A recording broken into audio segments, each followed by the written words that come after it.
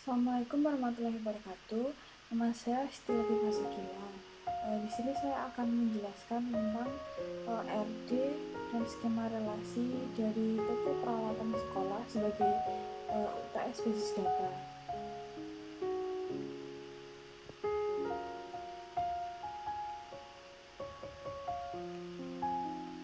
Yang pertama di sini ada agendanya. Yang pertama ada latar belakang, kedua target yang dicari, ketiga identifikasi data, yang keempat ada kardinalitas, yang kelima contoh isian data, yang keenam ada partisipasi, entitas lemah dan kuat, R diagram, Amerika dan VNG, dan terakhir ada skema relasi.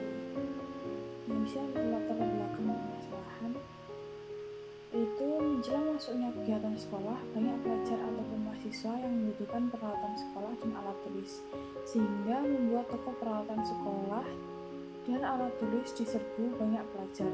Hal ini mengharuskan stok dan variasi barang harus ditingkatkan untuk memenuhi kebutuhan pelanggan. Namun karena kurang terdatanya barang yang ada membuat kesulitan melihat persediaan dan pemasokan barang yang ada. Oleh karena itu, dengan menggunakan database untuk mengatur pemasokan dan pengeluaran barang akan mempermudah transaksi jual beli. Selanjutnya ada target yang dicapai. Pertama, ada data tersistematis dengan baik sehingga tidak terjadi kekeliruan. Yang kedua, ada data menjaga agar stok tidak kurang, mempermudah pelanggan dalam bertransaksi, tertatanya barang sehingga mudah untuk dicari, dapat lebih teliti dalam pemasukan barang. Di sini ada identifikasi barang. Yang pertama ada data pegawai. Di sini ada ID pegawai. Nah, di sini yang di garis bawahi ada pendidikannya, nama, alamat, nomor telepon, bagian. Nah, selanjutnya ada data barang, ID barang, nama barang, merek, tipe, toko, stok, ukuran, harga. Selanjutnya ada data transaksi, ID barang, tanggal transaksi, jumlah, harga total. Selanjutnya ada data pembeli, ID pembeli, nama, telepon, data distributor, ada ID distributor, nama distributor, alamat, tanggal distributor, jumlah. Nah, di sini ada contoh isiannya, contoh isian tabel tadi. Di sini ada tabel barang. Nah, contoh isiannya ada ID barang, nama barang, merek, tipe, ukuran stok, harga persatuan. Di sini contoh isiannya. Selanjutnya ada tipe pegawai, ada ID pegawai, nama, alamat, nomor telepon, bagian. Nah, di sini ada contoh isiannya. Saya itu contohkan 5. Di sini ada 4. Nah, di sini ada tabel transaksi. Nah, contoh isiannya ini. Di sini ada ID transaksi, tanggal transaksi, ID barang, jumlah satuan, total harga. Selanjutnya ada tabel pembeli. Nah, di sini ada ID pembeli, nomor telepon, nama. Selanjutnya ada tabel distributor. Nah, ada ID distributor, nomor distributor, tanggal distributor, jumlah, alamat. Nah, selanjutnya ada kardinalitas. Kardinalitas ini ada 4, yaitu satu kesatu atau one to one. Nah, di sini ada 1/1. Nah, ini one to one itu adalah setiap entitas pada himpunan entitas 1 dapat berrelasi dengan paling banyak satu entitas pada himpunan entitas 2. Mungkin juga sebaliknya. Nah, selanjutnya di sini ada 1 ke banyak atau one to many, 1/n. Nah, setiap entitas pada himpunan entitas A dapat berrelasi dengan banyak entitas pada himpunan entitas B, tetapi tidak sebaliknya. Nah, selanjutnya ada banyak ke 1 atau many to one, yaitu setiap entitas pada himpunan entitas A dapat berrelasi dengan satu entitas pada himpunan entitas B, tetapi tidak sebaliknya. Nah, selanjutnya ada banyak ke banyak atau many to many, yaitu setiap entitas pada himpunan entitas 1 dapat berrelasi dengan banyak entitas pada himpunan entitas 2. Mungkin juga sebaliknya. Nah, selanjutnya ada kardinalitas minimum dan maksimum. Kardinalitas minimum itu adalah jumlah tersedikit suatu instan dari suatu tipe entitas yang dapat dikaitkan dengan setiap entitas pada tipe entitas lain. Setiap baris dalam tabel itu dapat dihubungkan ke hanya satu baris dalam tabel lainnya. Jumlah minimum bisa 0 ataupun 1. Kardinalitas maksimum itu adalah jumlah terbanyak dari instan suatu tipe entitas yang dapat dikaitkan dengan setiap instan dari tipe entitas lain. Setiap baris dalam tabel bisa dihubungkan lebih dari satu baris dalam tabel lainnya. Jumlah nilainya bisa berupa 1 ataupun banyak. Lanjutnya di sini ada partisipasi. Nah, partisipasi itu ada partisipasi parsial dan total. Partisipasi parsial itu adalah entitas tersebut tidak bergantung dengan keberadaan hubungan entitas tersebut dengan entitas lain. Sedangkan partisipasi total adalah di mana keberadaan entitas tersebut bergantung pada hubungannya dengan entitas lain. Yang selanjutnya ada entitas kuat dan lemah.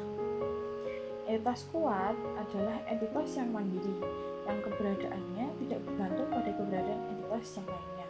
Itu bisa disebut dengan entitas yang berdiri sendiri. Selanjutnya ada entitas lemah, entitas yang kemunculannya bergantung pada eksistensinya dalam sebuah relasi. Entitas yang keberadaannya sangat bergantung pada keberadaan entitas yang lain. Nah, di sini ada contoh R diagram dari tabel-tabel yang di depan tadi. Di sini ada distribusi, barang, pembeli, transaksi, dan pegawai. Saya akan jelaskan satu-satu dari sini. Nah, distributor, supply, dan barang. Ini yang kiri di sini itu adalah kardinalitas minimum, dan sedangkan yang di kanan itu adalah kardinalitas maksimum. Nah, sini maksudnya adalah satu distributor itu dapat mensuplai banyak barang, sedangkan banyak barang itu dapat disuplai oleh distributor. Selanjutnya barang dan pembeli. Di sini ada barang, beli, dan pembeli. Nah, di sini maksudnya adalah banyak barang bisa dibeli oleh banyak pembeli, sedangkan pembeli itu bisa membeli banyak barang. Banyak pembeli juga bisa membeli banyak barang. Selanjutnya ada pembeli dan transaksi, dan di sini ada melakukan. Maksudnya adalah membeli, melakukan transaksi. Di sini ada satu dan many. Maksudnya adalah satu pembeli dapat melakukan banyak transaksi, dan banyak transaksi bisa dilakukan oleh satu pembeli. Nah, di sini selanjutnya ada transaksi, melayani, dan pegawai. Nah, di sini ada bintang itu many dan one, satu. Ini maksudnya adalah satu pegawai itu dapat melayani banyak transaksi. Sedangkan banyak transaksi itu bisa dilayani oleh satu pegawai. Nah, selanjutnya di sini itu ada juga partisipasinya. Nah, partisipasinya itu yang satu garis itu maksudnya itu partisipasi parsial. Sedangkan yang dua garis ini adalah partisipasi total. Ini maksudnya adalah transaksi itu selalu membutuhkan pegawai. Transaksi itu membutuhkan pegawai, sedangkan pegawai itu tidak tentu membutuhkan transaksi, tidak tentu melayani transaksi. Nah, sedangkan di sini juga ada partisipasinya yang total.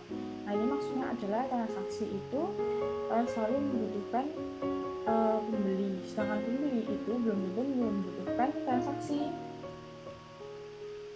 Nah, di sini R diagram di sini itu tidak ada entitas lemahnya, karena setiap tabel itu mempunyai primary key-nya sendiri-sendiri. Selanjutnya ada skema relasi. Skema relasi adalah sebuah cara untuk merepresentasikan hubungan antara suatu tabel dengan tabel lainnya melalui sebuah kolom kunci. Nah, selanjutnya ada primary key, suatu aturan yang berguna untuk memastikan bahwa setiap baris data pada tabel bersifat unik, berbeda antara satu baris satu dengan baris lainnya. Ada foreign key, sebuah kolom atau field yang berfungsi sebagai kunci tamu di mana kunci ini akan digunakan untuk relasi antar tabel. Nah, di sini ada skema relasi dari R diagram tadi. Nah, di sini ada distributor, barang, data pembelian barang, pembeli, transaksi, dan pegawai. Nah, di sini data pembelian barang itu adalah tabel baru karena barang dan pembeli tadi finalitasnya adalah many to many sehingga membuat tabel baru. Nah, di sini dari sini dulu distributor dan barang. Distributor itu mempunyai primary key-nya ID distributor sehingga distributor itu harus berrelasi dengan barang. Nah, sehingga ID distributor itu dimasukkan ke tabel barang sebagai foreign key. Nah, dari sini ke sini. Nah, selanjutnya ada barang dan data pembelian barang. Nah, barang itu mempunyai primary key-nya ID barang sehingga barang itu berrelasi dengan data pembelian barang.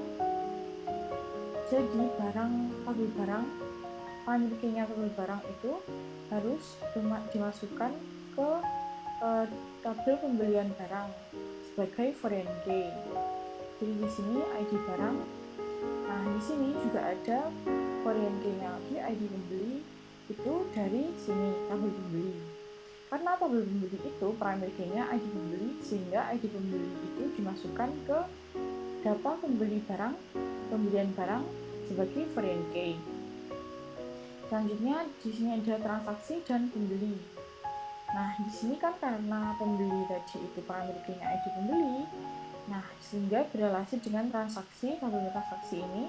Jadi ID pembeli itu dimasukkan ke tabel transaksi sebagai foreign key. Selanjutnya di sini ada pegawai. Pegawai itu mempunyai primary key-nya ID pegawai. Sehingga ID pegawai tadi dimasukkan ke tabel transaksi sebagai foreign key. Di sini sebagai ID pegawai. Sedangkan transaksi sendiri mempunyai primary key itu ID transaksi.